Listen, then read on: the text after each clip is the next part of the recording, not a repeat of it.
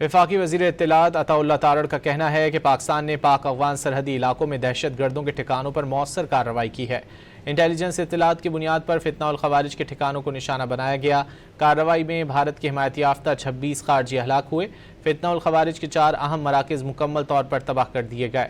तबाह किए गए अहदाफ में तरबियती मराकज़, असलहा डिपो और खुफिया ठिकाने शामिल थे। कमांडर अलीम खुशाली और अख्तर जानी खेल के मराकज़ को निशाना बनाया गया। मूसा दर्रा, शुमाली वज़ीरिस्तान और बन्नू हमलों के ज़िम्मेदारों को निशाना बनाया गया। वज़ीर इत्तलात के मुताबिक पाकिस्तान खित्ते में अमन व इस्तेहकाम के लिए पुरअज़्म है। शहरियों का तहफ़्फ़ुज़ और कौमी सलामती हुकूमत की अव्वलीन तरजीह है।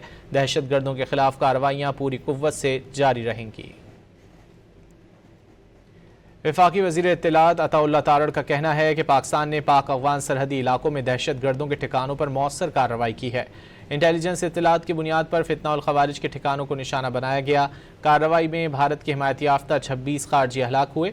फितना उल खवारिज के 4 अहम मराकज़ मुकम्मल तौर पर तबाह कर दिए गए। तबाह किए गए अहदाफ में तरबियती मराकज़, असलहा डिपो और खुफिया ठिकाने शामिल थे।